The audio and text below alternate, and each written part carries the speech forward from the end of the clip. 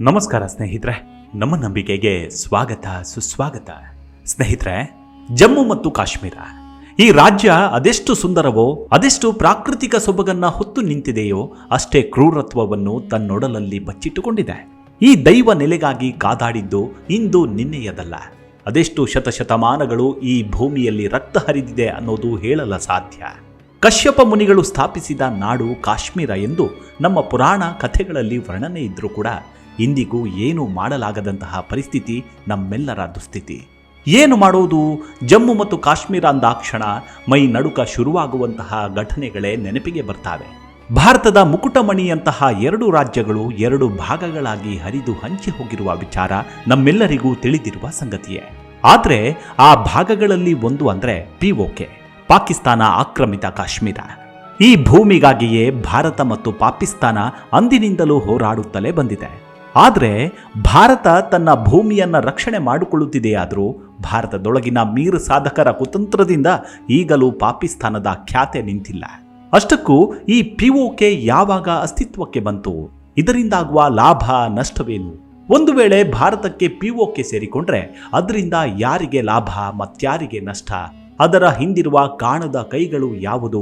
ಈ ಬಗ್ಗೆ ಇತಿಹಾಸದಲ್ಲಿ ದಾಖಲಾದ ಸಂಗತಿಗಳು ಯಾವುದು ಅನ್ನೋದನ್ನ ಇಂದಿನ ಸಂಚಿಕೆಯಲ್ಲಿ ನೋಡೋಣ. ಅದಕ್ಕೂ ಮುನ್ನ ನಮ್ಮ ನಂಬಿಕೆಗೆ ನಿಮ್ಮ ಬೆಂಬಲವಿರಲಿ. ಸ್ನೇಹಿತರೆ, ಜಮ್ಮು ಮತ್ತು ಕಾಶ್ಮೀರ ಒಂದು ಕಾಲದಲ್ಲಿ ಭಾರತದ ಅತಿದೊಡ್ಡ ರಾಜಪ್ರಭುತ್ವದ ರಾಜ್ಯವಾಗಿದ್ದ ಈ ಪ್ರದೇಶವು 1947ರಲ್ಲಿ ನಡೆದ ಪಾಕಿಸ್ತಾನದ ಆಕ್ರಮಣದ ತರುವಾಯ POK ಯಾಗಿ ಬದಲಾಯಿತು. ಬರೀ ಪಾಕಿಸ್ತಾನದ ಹೆಸರೊಂದೇ ಅಲ್ಲ, ಈ ಕುತಂತ್ರದಲ್ಲಿ ಪಾಲ್ಗೊಂಡವರು ನಾಮರ್ದ ಬ್ರಿಟಿಷರು, ಹಾಗೆ ನರಿಬುದ್ಧಿ ಚೀನಾ ಅನ್ನುವುದು ಹೆಚ್ಚು ಗಮನಾರ್ಹ. ಈಗಲೂ ನಾನಾ ಸಂಘರ್ಷದ ನಡುವೆಯೂ ಉದ್ವಿಗ್ನತೆಯ ಹೊರತಾಗಿಯೂ ಭಾರತವು ಜಮ್ಮು ಮತ್ತು ಕಾಶ್ಮೀರದ ಮೇಲೆ ಸಾರ್ವಭೌಮತ್ವವನ್ನು ಹೊಂದಿದೆ. ಮಾತ್ರವಲ್ಲ, ಎರಡು ದೇಶಗಳ ತಿಕ್ಕಾಟದಲ್ಲಿ ಅಮಾಯಕ ಜನರಿಗೆ ಮಾತ್ರ ಎಂದೆಂದಿಗೂ ಅಮಾವಾಸ್ಯೆಯಾಗಿಯೇ ಪರಿಣಮಿಸಿದೆ. ಇನ್ನು ಪಾಕ್ ಆಕ್ರಮಿತ ಕಾಶ್ಮೀರದ ಇತಿಹಾಸವನ್ನೊಮ್ಮೆ ಗಮನಿಸಿದಾಗ ಅದು ಆಗಸ್ಟ್ 15, 1947. ಭಾರತ ಸ್ವತಂತ್ರ ಪಡೆಯುವ ಮೊದಲು ಅಂದರೆ 562 ರಾಜಪ್ರಭುತ್ವದ ರಾಜ್ಯಗಳಲ್ಲಿ ಜಮ್ಮು ಮತ್ತು ಕಾಶ್ಮೀರ ಅತಿ ದೊಡ್ಡದಾಗಿತ್ತು. 2,18,779 ಚದರ ಕಿಲೋಮೀಟರ್ ವಿಸ್ತೀರ್ಣವನ್ನು ಹೊಂದಿತ್ತು. ಇದು ಬೆಲ್ಜಿಯಂ, ಡೆನ್ಮಾರ್ಕ್, ಹಾಲೆಂಡ್, ಆಸ್ಟ್ರೇಲಿಯಾ ಮತ್ತು ಅಲ್ಬೇನಿಯಾಗಳ ಸಂಯೋಜಿತ ಭೂಪ್ರದೇಶಕ್ಕೆ ಹೋಲಿಸಬಹುದೇನೋ. ಆಜಾದ್ ಜಮ್ಮು ಕಾಶ್ಮೀರ ಅಂದರೆ AJK ಮತ್ತು ಗಿಲ್ಗಿಟ್ ಬಾಲ್ಟಿಸ್ತಾನನ್ನ ಒಳಗೊಂಡಿರುವ ಪಾಕಿಸ್ತಾನ ಆಕ್ರಮಿತ ಕಾಶ್ಮೀರ ಭೌಗೋಳಿಕ ರಾಜಕೀಯ ಸಂಘರ್ಷಗಳು ಮತ್ತು ಭೂವತ್ತುವರಿ ಮಾಡಿಕೊಳ್ಳುವ ದುರಾಸೆಯಿಂದ ರೂಪುಗೊಂಡಂತಹ ಸಂಕೀರ್ಣ ಇತಿಹಾಸವನ್ನು ಹೊಂದಿತ್ತು. ವಿಲೀನದ ಸಮಯದಲ್ಲಿ ಜಮ್ಮು ಮತ್ತು ಕಾಶ್ಮೀರದ ಒಟ್ಟು ವಿಸ್ತೀರ್ಣ 2,22,236 ಚದರ ಕಿಲೋಮೀಟರ್ ಆಗಿತ್ತು. ಆದಾಗ್ಯೂ ಕೆಲವು ವರ್ಷಗಳಲ್ಲಿ ಈ ಭೂಮಿಯ ಕೆಲವು ಭಾಗಗಳನ್ನು ಪಾಕಿಸ್ತಾನ ಮತ್ತು ಚೀನಾ ಆಕ್ರಮಿಸಿಕೊಂಡವು. ಇಂದು ಭಾರತವು ಪಾಕಿಸ್ತಾನದೊಂದಿಗೆ ನಿಯಂತ್ರಣ ರೇಖೆಯನ್ನ ಅಂದರೆ LOC ಮತ್ತು ಚೀನಾದೊಂದಿಗೆ ವಾಸ್ತವಿಕ ನಿಯಂತ್ರಣ ರೇಖೆ ಅಂದರೆ LACಯನ್ನ ಕಾಯ್ದುಕೊಂಡಿದೆ. POKಯ ಐತಿಹಾಸಿಕ ಘಟನೆಗಳನ್ನು ನೋಡಿದ್ರೆ ಕಾಶ್ಮೀರದ ಮೇಲಿನ ಪಾಕಿಸ್ತಾನದ ಪ್ರತಿಪಾದನೆ ಶುರುವಾಗಿದ್ದು 1940ರಲ್ಲಿ ಆಲ್ ಇಂಡಿಯಾ ಮುಸ್ಲಿಂ ಲೀಗ್ ಅಂಗೀಕರಿಸಿದ ಲಾಹೋರ್ ನಿರ್ಣಯಕ್ಕೆ ಸಂಬಂಧಿಸಿದೆ. ಮುಸ್ಲಿಂ ಬಹುಮತ ಹೊಂದಿರುವ ಪ್ರದೇಶಗಳನ್ನು ಗುರುತಿಸದ ಹೊರತು ಯಾವುದೇ ಸಾಂವಿಧಾನಿಕ ಚೌಕಟ್ಟು ಮುಸ್ಲಿಮರಿಗೆ ಕಾರ್ಯ ಸಾಧ್ಯವಾಗುವುದಿಲ್ಲ ಅಥವಾ ಸ್ವೀಕಾರಾರ್ಹವಾಗುವುದಿಲ್ಲ ಎಂದು ಈ ನಿರ್ಣಯವು ಒತ್ತಿ ಹೇಳಿತ್ತು. ಅಂತಹ ಪ್ರದೇಶಗಳನ್ನು, ಅದರಲ್ಲೂ ವಿಶೇಷವಾಗಿ ಬ್ರಿಟಿಷ್ ಭಾರತದ ವಾಯುವ್ಯ ಮತ್ತು ಪೂರ್ವ ಭಾಗಗಳಲ್ಲಿ ಸ್ವತಂತ್ರ ರಾಜ್ಯಗಳಾಗಿ ಸಂಘಟಿಸಬೇಕು.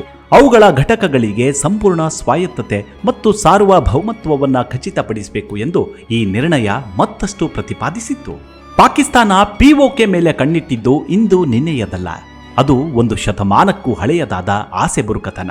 ಅದು 1846 ಈಸ್ಟ್ ಇಂಡಿಯಾ ಕಂಪನಿ ಮತ್ತು ಜಮ್ಮುವಿನ ರಾಜ ಗುಲಾಬ್ ಸಿಂಗ್ ನಡುವಿನ ಅಮೃತಸರ ಒಪ್ಪಂದದಲ್ಲಿ ಜಮ್ಮು ಮತ್ತು ಕಾಶ್ಮೀರ ರಾಜ್ಯವನ್ನ ಸ್ಥಾಪಿಸಲಾಗುತ್ತೆ. ರಾಜ್ ಗುಲಾಬ್ ಸಿಂಗ್ ಕಾಶ್ಮೀರ ಕಣಿವೆಯನ್ನ 75 ಲಕ್ಷ ರೂಪಾಯಿಗೆ ಖರೀದಿಸಿ ಅದನ್ನ ಜಮ್ಮು ಮತ್ತು ಲಡಾಖ್ನೊಂದಿಗೆ ಸಂಯೋಜಿಸಿದ. 1925ರಲ್ಲಿ ಮಹಾರಾಜ ಹರಿಸಿಂಗ್ ಜಮ್ಮು ಮತ್ತು ಕಾಶ್ಮೀರದ ರಾಜ ಪ್ರಭುತ್ವದ ಸಿಂಹಾಸನವನ್ನು ಏರಿದರು. 1927ರಲ್ಲಿ ರಾಜ್ಯದಲ್ಲಿ ಸಾರ್ವಜನಿಕ ಸೇವೆಗಳಲ್ಲಿ ಮತ್ತು ಭೂಮಾಲೀಕತ್ವದಲ್ಲಿ ರಾಜ್ಯೇತರ ವ್ಯಕ್ತಿಗಳ ಉದ್ಯೋಗವನ್ನು ನಿರ್ಬಂಧಿಸುವ ಮೂಲಕ ಆನುವಂಶಿಕ ರಾಜ್ಯ ವಿಷಯ ಕಾನೂನನ್ನು ಜಾರಿಗೆ ತರಲಾಯಿತು. ಜುಲೈ 13, 1931ರಂದು ಅಬ್ದುಲ್ ಖಾದಿರ್ ಬಂಧನದ ನಂತರ ಪ್ರತಿಭಟನೆಗಳು ಭುಗಿಲೆದವು. ಆತ ಮುಸ್ಲಿಮರು ದಬ್ಬಾಳಿಕೆಯನ್ನ ವಿರೋಧಿಸಬೇಕೆಂದು ಕರೆ ನೀಡಿದ. ಈ ಘಟನೆಯಿಂದ ಉದ್ವಿಗ್ನ ಪರಿಸ್ಥಿತಿ ಎದುರಾಯಿತು. ಅಲ್ಲದೆ ಪೊಲೀಸ್ ಗುಂಡಿಗೆ ನೂರಾರು ಸಾವು ನೋವುಗಳು ಸಂಭವಿಸಿದವು. ಸುವ್ಯವಸ್ಥೆಯನ್ನು ಪುನಃಸ್ಥಾಪಿಸಲು ಬ್ರಿಟಿಷ್ ಪಡೆಗಳನ್ನು ನಿಯೋಜಿಸಲಾಯಿತಾದರೂ ಈ ಘಟನೆಯು ಶೇಖ್ ಅಬ್ದುಲ್ಲಾ ರಾಜಕೀಯ ನಾಯಕನಾಗಿ ಹೊರಹೊಮ್ಮಲು ಕಾರಣವಾಯಿತು. 1932ರಲ್ಲಿ ಕಾಶ್ಮೀರಿ ಮುಸ್ಲಿಮರ ಹಕ್ಕುಗಳನ್ನು ಪ್ರತಿಪಾದಿಸಲು ಮತ್ತು ಮಹಾರಾಜರ ಆಳ್ವಿಕೆಯನ್ನು ಪ್ರಶ್ನಿಸಲು ಅಲ್ ಜಮ್ಮು ಮತ್ತು ಕಾಶ್ಮೀರ ಮುಸ್ಲಿಂ ಸಮ್ಮೇಳನವನ್ನು ಸ್ಥಾಪಿಸಲಾಯಿತು. ನಂತರ ಇದನ್ನು 1939ರಲ್ಲಿ ನ್ಯಾಷನಲ್ ಕಾನ್ಫರೆನ್ಸ್ ಎಂದು ಮರುನಾಮಕರಣ ಮಾಡಲಾಯಿತು. ಮಾರ್ಚ್ 1932ರಂದು ಜಮ್ಮು ಮತ್ತು ಕಾಶ್ಮೀರದ ಮಹಾರಾಜರು ಮುಸ್ಲಿಂ ಬೇಡಿಕೆಗಳನ್ನು ಪರಿಶೀಲಿಸಲು BJ ಗ್ಲಾನ್ಸಿ ಅವರನ್ನು ನಿಯೋಜಿಸುತ್ತಾರೆ. ಇದು ಸರ್ಕಾರಿ ಸೇವೆಗಳಲ್ಲಿ ಮುಸ್ಲಿಂ ಪ್ರಾತಿನಿಧ್ಯವನ್ನು ಹೆಚ್ಚಿಸುವ ಶಿಫಾರಸುಗಳಿಗೆ ಕಾರಣವಾಯಿತು. ಏಪ್ರಿಲ್ 1932ರಲ್ಲಿ ಗ್ಲಾನ್ಸಿ ಅವರ ಶಿಫಾರಸುಗಳ ಅನುಷ್ಠಾನವನ್ನು ವಿರೋಧಿಸಲು ಕಾಶ್ಮೀರಿ ಪಂಡಿತರು ಬ್ರೆಡ್ ಚಳುವಳಿಯನ್ನು ಪ್ರಾರಂಭಿಸುತ್ತಾರೆ. 1934 ಮಹಾರಾಜರು ಶಾಸಕಾಂಗ ಸಭೆಯನ್ನು ಸ್ಥಾಪಿಸುವ ಸಂವಿಧಾನವನ್ನು ನೀಡುತ್ತಾರೆ. ಆದರೆ ಅದಕ್ಕೆ ಗಮನಾರ್ಹ ಅಧಿಕಾರಗಳಿರಲಿಲ್ಲ. 1939ರಂದು ಮುಸ್ಲಿಂ ಸಮ್ಮೇಳನವನ್ನ ರಾಷ್ಟ್ರೀಯ ಸಮ್ಮೇಳನ ಎಂದು ಮರುನಾಮಕರಣ ಮಾಡಲಾಯಿತು ಮತ್ತು ಭಾರತೀಯ ರಾಷ್ಟ್ರೀಯತಾವಾದಿ ಚಳುವಳಿಯೊಂದಿಗೆ ಹೊಂದಿಕೊಂಡಿತ್ತು. 7 ಸೆಪ್ಟೆಂಬರ್ 1939ರಂದು ಮಹಾರಾಜರು ಜಮ್ಮು ಮತ್ತು ಕಾಶ್ಮೀರ ಸಂವಿಧಾನ ಕಾಯ್ದೆಯನ್ನ ಜಾರಿಗೆ ತಂದು ಸಾಂವಿಧಾನಿಕ ಚೌಕಟ್ಟನ್ನು ರೂಪಿಸಿದರು. ಆದಾಗ್ಯೂ ನ್ಯಾಷನಲ್ ಕಾನ್ಫರೆನ್ಸ್ ಮತ್ತು ಮುಸ್ಲಿಂ ಕಾನ್ಫರೆನ್ಸ್ ಎರಡೂ ಇದು ಅಸಮರ್ಪಕವೆಂದು ಕಂಡುಕೊಂಡವು. ಮಾರ್ಚ್ 1940 ಅಖಿಲ ಭಾರತ ಮುಸ್ಲಿಂ ಲೀಗ್ ಲಾಹೋರ್ ನಿರ್ಣಯವನ್ನು ಅಂಗೀಕರಿಸಿತು.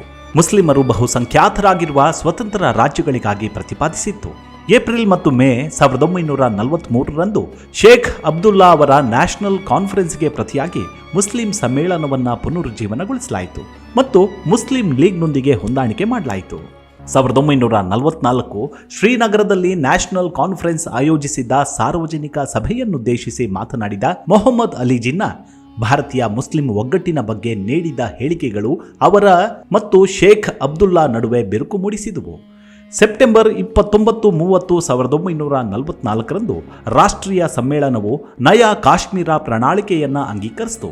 ಇದು ಪ್ರಜಾಪ್ರಭುತ್ವ ಹಕ್ಕುಗಳು, ಸ್ವ ಆಡಳಿತ ಮತ್ತು ಭಾಷಾ ಒಳಗೊಳ್ಳುವಿಕೆಗೆ ಕರೆ ನೀಡಿತು. ಜುಲೈ 1, 1945ರಂದು ಮುಸ್ಲಿಂ ಸಮ್ಮೇಳನವು ತನ್ನ 13ನೇ ಮಹಾ ಅಧಿವೇಶನವನ್ನು ಪೂಂಚ್ನಲ್ಲಿ ನಡೆಸಿತು. ನ್ಯಾಷನಲ್ ಕಾನ್ಫರೆನ್ಸ್ನ ನಯಾ ಕಾಶ್ಮೀರ್ ಪ್ರಣಾಳಿಕೆಗೆ ಪ್ರತಿಕ್ರಿಯೆಯಾಗಿ ಆಜಾದ್ ಕಾಶ್ಮೀರ್ ಎಂಬ ಕರಪತ್ರವನ್ನು ವಿತರಿಸಿತು. ಇದು ಪಾಕಿಸ್ತಾನದ ಬೇಡಿಕೆಗೆ ಹೊಂದಿಕೆಯಾಗುವ ರಾಜಕೀಯ ಮತ್ತು ಆರ್ಥಿಕ ಯೋಜನೆಯನ್ನು ಒತ್ತಿ ಹೇಳಿತ್ತು.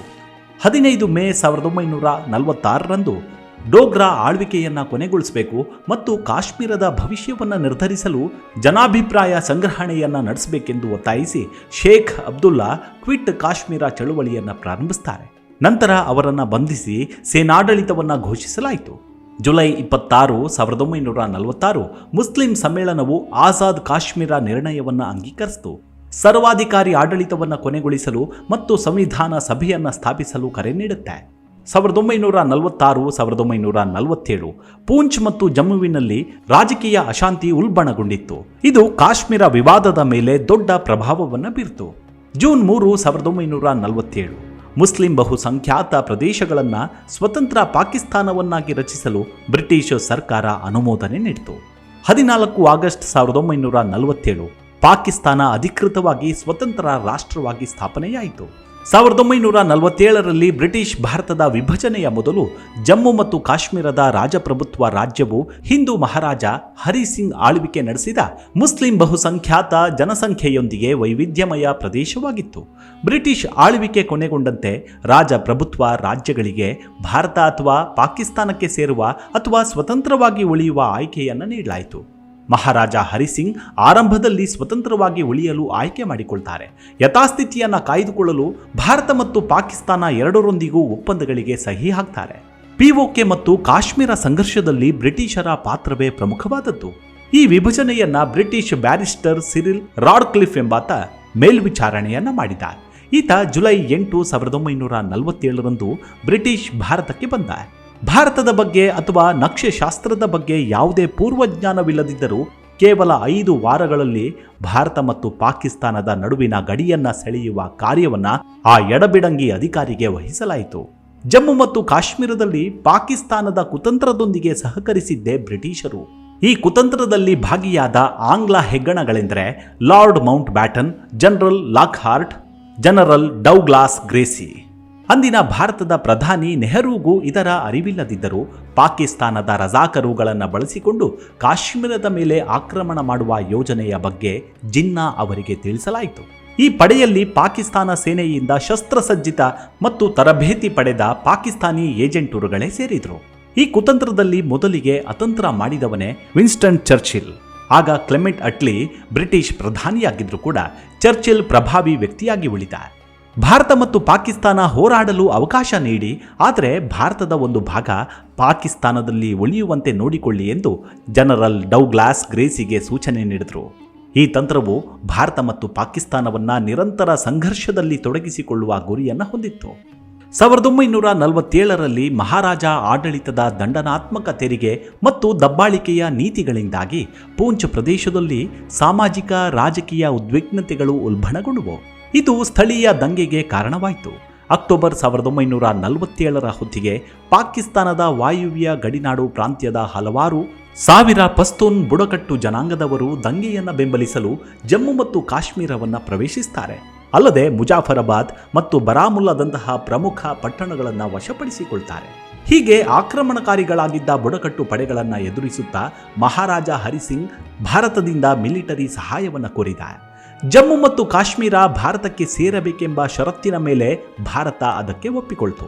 ಮಹಾರಾಜರು ಅಕ್ಟೋಬರ್ 26, 1947ರಂದು ಜಮ್ಮು ಮತ್ತು ಕಾಶ್ಮೀರವನ್ನು ಭಾರತಕ್ಕೆ ಸಂಯೋಜಿಸುವ ಮೂಲಕ ಪ್ರವೇಶ ಒಪ್ಪಂದಕ್ಕೆ ಸಹಿ ಹಾಕಿದರು. ತರುವಾಯ ಆಕ್ರಮಣವನ್ನು ಹಿಮ್ಮೆಟ್ಟಿಸಲು ಭಾರತೀಯ ಪಡೆಗಳನ್ನು ಶ್ರೀನಗರಕ್ಕೆ ವಿಮಾನದ ಮೂಲಕ ಕಳುಹಿಸಲಾಯಿತು. ಇದು ಮೊದಲ ಇಂಡೋ ಪಾಕ್ ಯುದ್ಧಕ್ಕೆ ಕಾರಣವಾಗುತ್ತೆ. ಇದರ ಪರಿಣಾಮವಾಗಿ ವಿಶ್ವಸಂಸ್ಥೆಯ ಮಧ್ಯಸ್ಥಿಕೆಯಲ್ಲಿ ಕದನ ವಿರಾಮ ಮತ್ತು ನಿಯಂತ್ರಣ ರೇಖೆ LOC ಸ್ಥಾಪನೆಯಾಯಿತು. ಈ ನಿಯಮ 2 ಭೂ ಪ್ರದೇಶವನ್ನು ವಿಭಜಿಸಿತ್ತು. ಅಕ್ಟೋಬರ್ 24, 1947ರಂದು ಗೊಂದಲದ ನಡುವೆಯೂ ಬಂಡುಕೋರರ ಗುಂಪು ನೈಋತ್ಯ ಪ್ರದೇಶಗಳಲ್ಲಿ ಆಜಾದ್ ಜಮ್ಮು ಮತ್ತು ಕಾಶ್ಮೀರದ ತಾತ್ಕಾಲಿಕ ಸರ್ಕಾರ ರಚನೆಯನ್ನು ಘೋಷಿಸಿತ್ತು. ಸರ್ದಾರ್ ಮುಹಮ್ಮದ್ ಇಬ್ರಾಹಿಂ ಖಾನ್ ಈ ಚಳುವಳಿಯಲ್ಲಿ ಪ್ರಮುಖ ಪಾತ್ರ ವಹಿಸಿದ. ಅನೇಕ ಮಾಜಿ ಸೈನಿಕರು ಸೇರಿದಂತೆ ಸುಮಾರು 50,000 ಪುರುಷರನ್ನು ಒಳಗೊಂಡ ಆಜಾದ್ ಸೈನ್ಯವನ್ನು ಮುನ್ನಡೆಸಿದ. ಆತ ಪಶ್ಚಿಮ ಪ್ರಾಂತ್ಯಗಳ ಮೇಲೆ ನಿಯಂತ್ರಣ ಸಾಧಿಸಿದ. ನಂತರ ಅವುಗಳನ್ನು ಆಜಾದ್ ಕಾಶ್ಮೀರ ಎಂದು ಘೋಷಿಸಲಾಯಿತು. ವಿಶ್ವಸಂಸ್ಥೆಯ ಮಧ್ಯಸ್ಥಿಕೆಯಲ್ಲಿ 1949ರ ಕರಾಚಿ ಒಪ್ಪಂದವು ಭಾರತ ಮತ್ತು ಪಾಕಿಸ್ತಾನದ ನಡುವೆ ಕದನ ವಿರಾಮ ರೇಖೆಯನ್ನ CFL ಸ್ಥಾಪಿಸಿತು.